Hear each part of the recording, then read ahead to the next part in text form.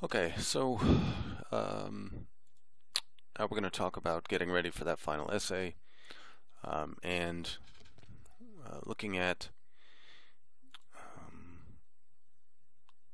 kind of how to structure the essay, things to think about, and we'll use an example of capital punishment that none of you have. This is really kind of a broad dilemma, so we're going to use that for our example, and you'll just kind of see how we work through resolving the dilemma, all of the steps you should take. So the first thing that you're going to want to do is explain your situation. So you have a specific scenario, you have a specific situation.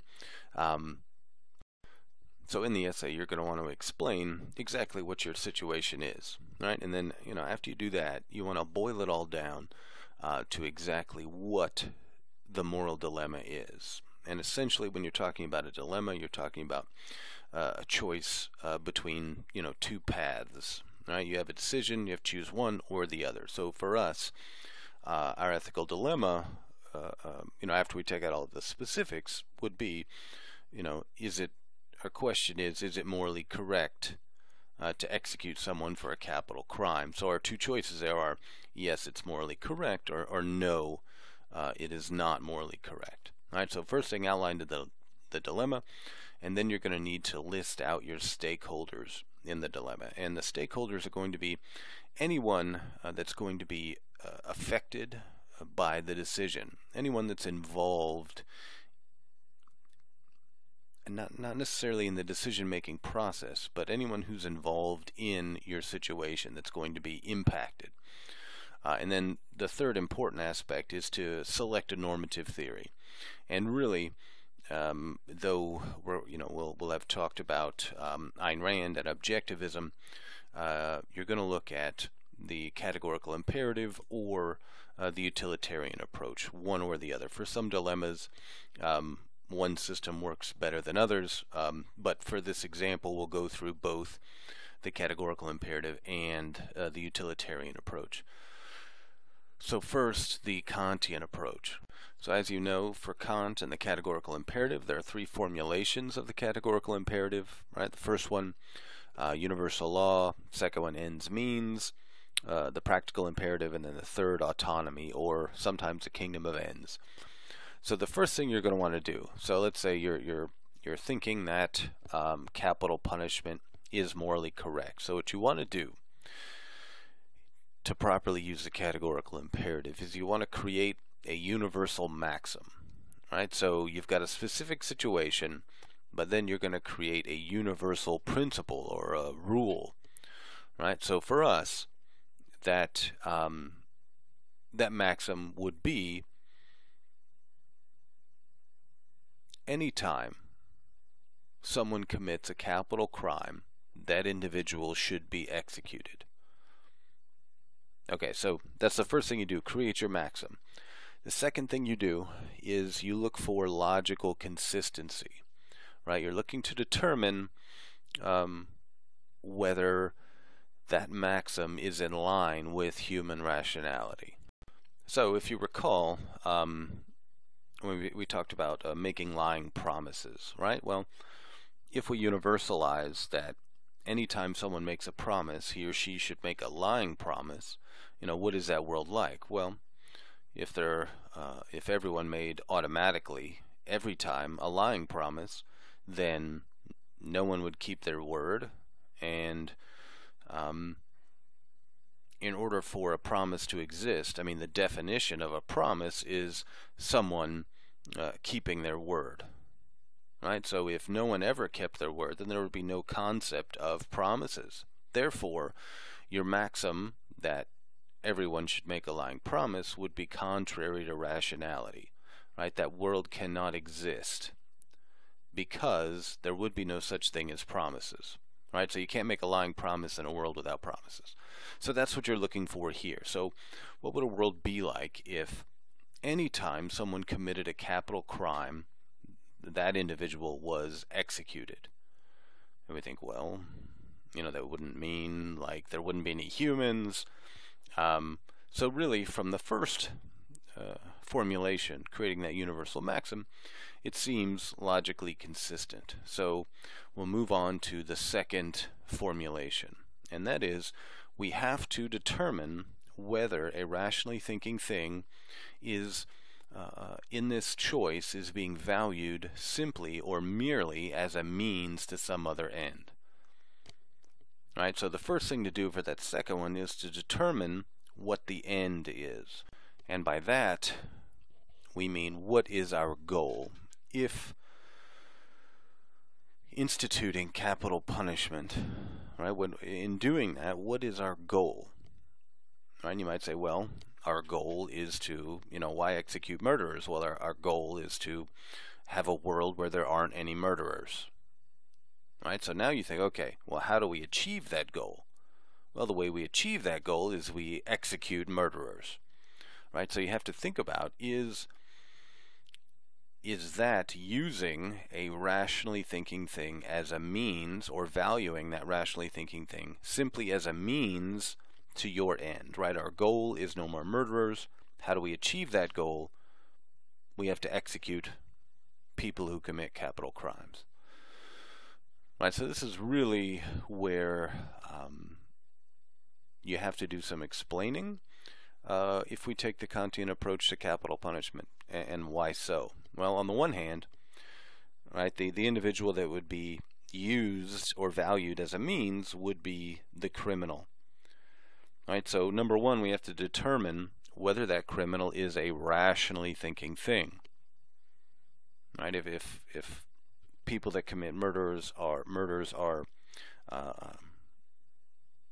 have a degree of rationality, and if they do, if we argue that they do, then it seems like it would fail that second formulation. Now, if our decision might change, if we say, well, or how we think about those criminals might change if we take the position that they are not, in fact, to be counted as rationally thinking. And in that case, we may very well be able to execute them, because for Kant, we don't have a moral obligation to things that aren't rationally thinking. But really, if you think about it, that's very much in line with the way our justice system considers who can be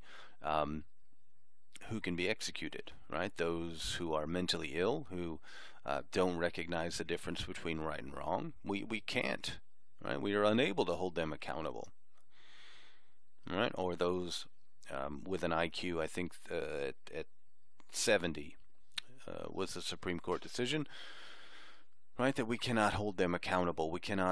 They are not valued in the same way as other humans. So the important thing there is to determine whether or not that individual is rationally thinking. If so, that's going to affect your conclusion for number two. But that's something that you're going to have to go through and explain. Okay, and then the third one, right, autonomy.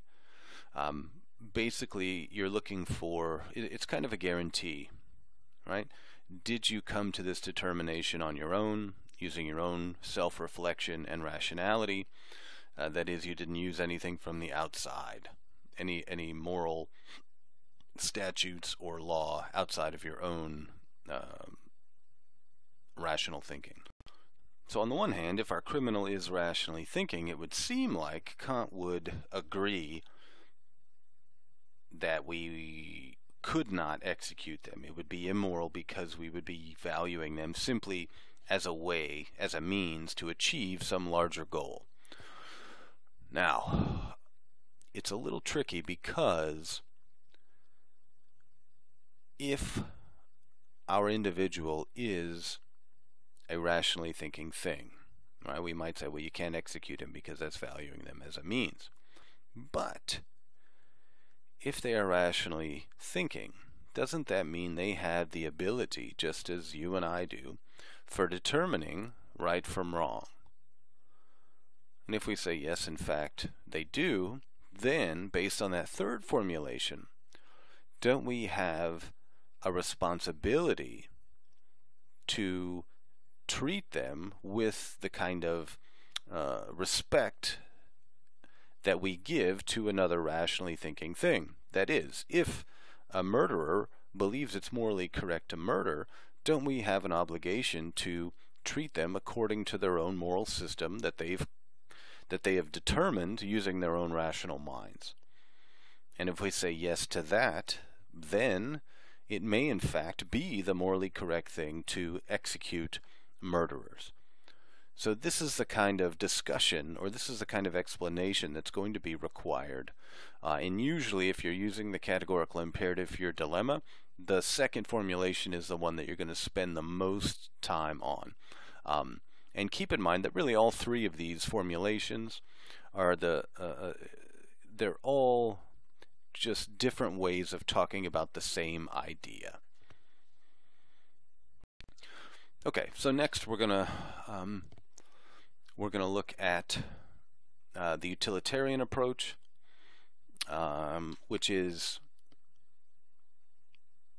it's going to address many of the same things, but it's going to it has a different method for determining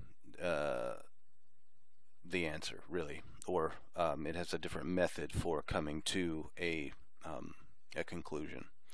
So, same thing as before. Explain your situation, right? Come up with your dilemma, determine your stakeholders. The difference with utilitarianism is that you're going to have to determine the total amount of pleasure generated from taking either side of your dilemma, right? So following either path, you're going to have a total pleasure or a total suffering, and you're going to have to choose the path that produces the least amount of suffering or the most pleasure. So in terms of capital punishment, right, here are our stakeholders, right? Clearly you have the criminal, you have the criminal's family, you have the family of the victims, you have the justice system, you have prison staff. And so what utilitarianism requires is that we take both sides of the dilemma. Execute for murder, don't execute for murder, and we go through and we have to somehow determine the amount of pleasure for each stakeholder, each person that's going to be impacted by this choice. And keep in mind that for utilitarianism, the thing that makes you a stakeholder is your ability to suffer. For Kant, you have to be rationally thinking. But for the utilitarians, you simply have to be able to suffer. So let's say if we're talking about the family of the criminal, if the criminal has a 3-year-old, Kant might not include that 3-year-old as a stakeholder, right? And why? Well, if you've ever met a 3-year-old, they don't do too much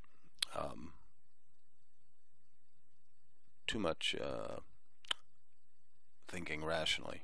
Anyway, so but our utilitarians would include that 3-year-old because that 3-year-old can clearly suffer as a result of the execution or not execution of the parent, right? So here's the method. Now you've got a couple of options here. You can proceed with the hedonic calculus, and if you go that route, you have to address each stakeholder, and really for our utilitarians, technically you would address each individual person that's affected, right? So not just judges, but every judge, not just the family, but each family member. For our purposes, don't do that.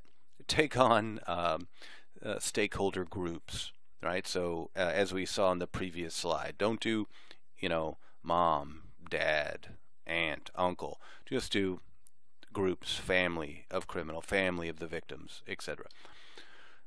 So for each stakeholder group, you're going to go through and you're going to calculate the amount of pleasure for each stakeholder group. So if you use the calculus, each group you have to measure the intensity of the pleasure, the certainty, and so on and so forth until you get a total. And so when you have a total pleasure for each stakeholder, for one side of the dilemma, you take the aggregate total pleasure. Then you do the same thing for the other side of the dilemma, and you come up with a total amount of pleasure for each stakeholder group. And so once you have these numbers, you compare them, and the highest number, which would be the greatest pleasure, that is a morally correct thing to do. Now, you have another option if you approach your dilemma with utilitarianism, and that's not using the calculus.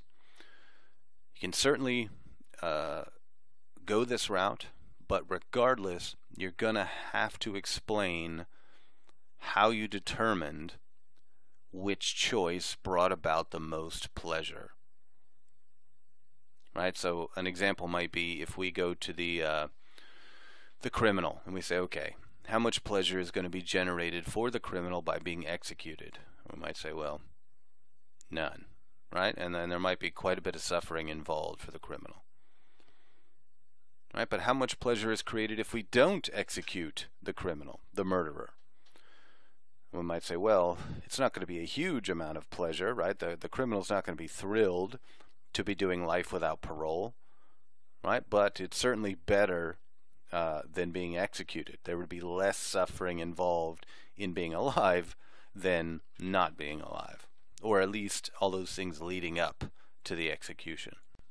And then you do that same, you'd have to do the same for each group of stakeholders. So what about the family of the criminal? Is there any pleasure generated from seeing their family member executed? No, and probably just quite a bit of suffering. What if they don't execute? What if it's life without parole? Well, I mean, again, they're not going to be thrilled, but it's certainly better than the alternative. And then you go through each one.